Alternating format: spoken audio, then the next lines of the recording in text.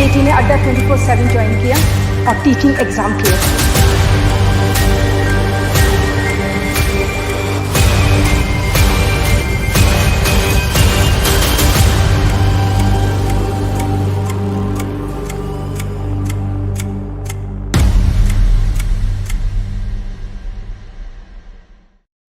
Hello everyone, welcome back to Bankers Adda platform. My name is Gaurav Singh and once again I am here with some important information to share with all of you. So as you all can see from the thumbnail that today in this session I am going to share that what was my strategy especially related to the reasoning section that I followed and I was able to clear this exam of IBPS RRB Officer Scale 1 in year 2019. So I hope all of you are perfectly fine and your preparations are going absolutely fine with Bankers Adda. So let's start. So I'll be sharing all the important things, right? And since 2019 till this date, there are a few things that I have noticed related to our students. What difficulties do they face? What is the difference between the preparation, how to prepare for your prelims and mains, and all such things we will be covering in this particular session. So moving ahead, first of all, let's go through the exam pattern. We are very well aware of this exam pattern, but still, let us have a look at the exam pattern. So in prelims, we have only reasoning and numerical ability.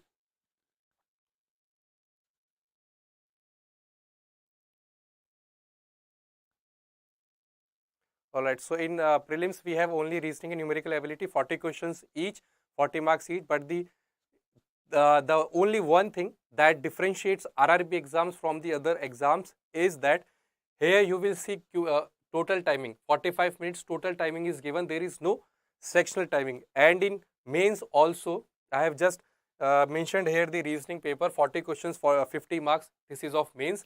But in mains also, we have cumulative time, we have overall timing, there is no sectional timing. So first thing, when you have decided that, yeah, I have to clear IBPS, RRB, PO or clerical exam. So the very first thing that you should keep in your mind is that take this as an advantage, right?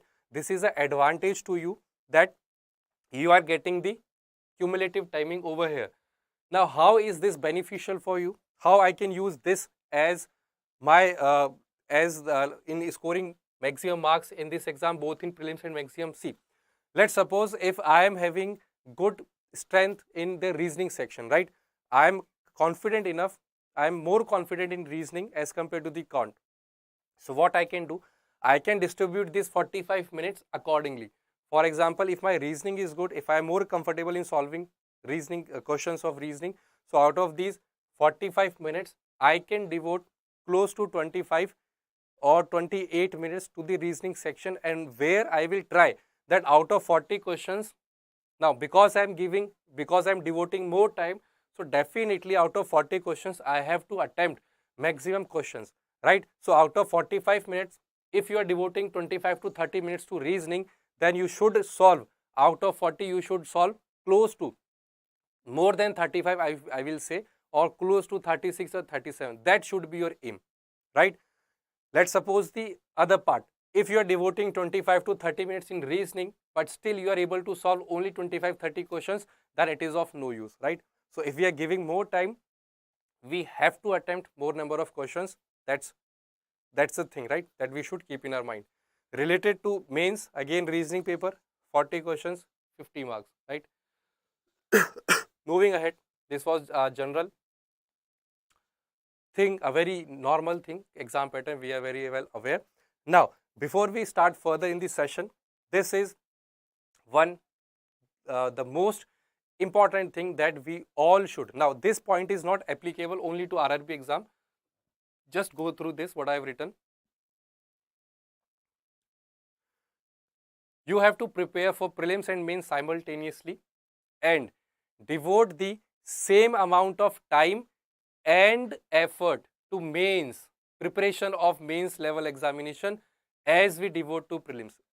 Now, I have seen many students who who have conveyed this thing that yes sir, we have cleared the prelims, but we were not able to clear the mains examination, or we have cleared prelims, we have cleared mains, but still we were able to score just 1 mark or 2 mark, more than the cutoff, right? So what do you think the reason is behind? What is the reason do you think is behind this thing? The only reason is that the time, the effort, the hard work that we give to our prelims preparation, we do not give the same amount of preparation, our hard work, dedication, time to the mains or to the topics of your mains exam. We are just focused on the prelims, and we never give, or we are not giving sufficient amount of time and effort to your mains topic or questions those are of mains level. So that is one point where we lack, and that point stops us from getting final selection. So we all should remember this thing, that we should always prepare for our prelims and for our mains simultaneously. We should at least try, right?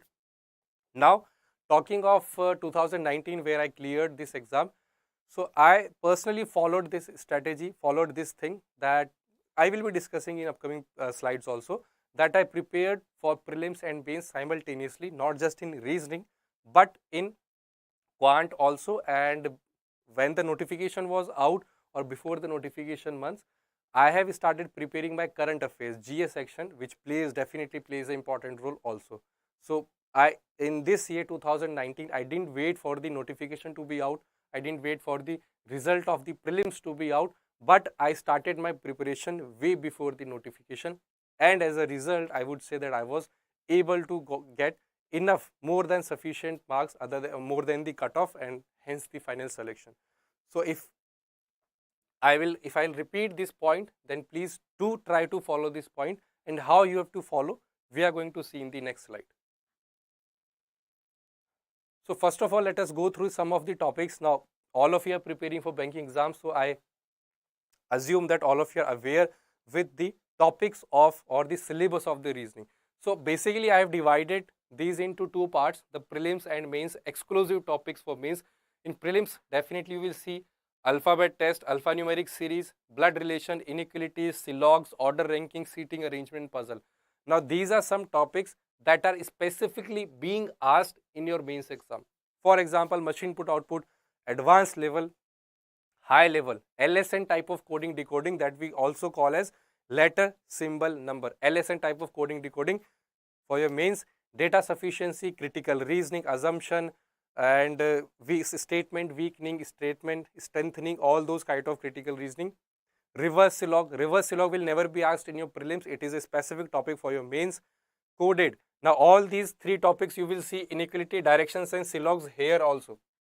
But the only difference is that in prelims, normal questions are asked paragraph based single liners, but in mains exam you will see their coded form, coded blood relation, coded inequalities, coded direction sense. So these are specific topics, mains exam specific topics. So we have to prepare these also simultaneously. Now this was just an introduction to the syllabus, which I think all of you are already aware. So we just saw these things. After that, now you will ask that, sir, okay, so from now today onwards, because you are saying, so we will start preparing for our prelims as well as for our mains simultaneously. But then you will ask one question should arise in your mind, that how to prepare and what are the ideal number of questions that we should solve in order to prepare for both the levels simultaneously. So the answer is in front of you. So these were some ideal number of questions, those I used to practice on a daily basis. For example, small topics like blood relation, inequalities, coding, decoding, all these topics, 5 questions from each topic you can practice on a daily basis. Easy level puzzles and sitting arrangement, 3 to 4 set on a daily basis. Mains level, moderate level, mains level puzzle and sitting arrangement. Till the time you are appearing in your prelims, you can solve just one set. After the prelims get over, increase this number, one set daily, to at least 2 or 3 set on a daily basis, right? After that, machine input output, again, these are your main specific topic which we have seen in the previous slide. So these are number of questions which you should solve in your initial phase, right? Once the prelims gets over, then you have to definitely increase these numbers, like data sufficiency, minimum 10 questions, critical reasoning, minimum 10 questions, machine input output, 2 to 3 set on a daily basis once the prelims gets over. right? Now, for example, if you are starting from today onwards, you have plenty of time. So now you can solve less number of questions. You can devote your maximum time to the other topics. 5 questions of each these topics. Sitting arrangement puzzle, easy level, 3 to 4 set, right? Now, because you have to prepare the other subjects also. So I think these are some ideal number of questions that I used to solve, and I will suggest, if you do not have any your own timetable, your own schedule, then definitely you can try this one out, right? Same strategy our other faculties will also share with you of quant, right? Then after the prelims get over, we will share the strategy of current affairs, GA and English as well. Moving ahead in this session, so these are some other important things, those I used to follow. All right. So maybe, so in the upcoming sessions, I'll be bringing some important sessions like what should be ideal routine of a banking exam aspirant. Now, both cases I will be covering. First, a daily routine of a working professional. Let's suppose you are working in some company. Then how you should manage your available time towards your exam preparation. First case. Second case, if you are not working anywhere, you are fully devoted towards your preparation, then again we have some different strategy, because the time available, the time in your hand will be maximum 24 hours. Now, how you should manage those 24 hours towards your preparation? So we will be bringing that session in upcoming classes. As of now, some important points I will share, that what I used to do. I used to solve at least minimum 4 to 5 set of moderate level puzzle, and daily I used to solve at least one mains level puzzle. Why only one? Because there was sufficient time. But see, if you will start preparing for your mains after your prelims, definitely the first negative aspect of that is you will get less amount of time, right? But once you have started preparing for your mains right from the beginning, you will be familiar, right? You will not lose any contact with these topics. You will be in contact of these topics on a regular basis. So nothing will be new for you. It will not create any burden, right? It will feel very easy to practice these questions on a later stage after the prelims get over. So I used to practice 4 to 5 set of easy to moderate puzzles and at least one mains level puzzle. Second thing that I did was I used to give sectional mock test on a daily basis. For example, today I have given sectional mock test of reasoning. Tomorrow I will give of quant. Day after tomorrow again is reasoning, then quant. Then on Sunday or Saturday or any other day, I used to give full length mock test as well. So that should be the correct approach that you should also follow. Giving mock test is very important. I do not think that I should be discussing this point. We very well know, right? Studying is a totally different thing than applying that knowledge to the exam, actual exam. At actual exam, we get that actual environment in our mock test.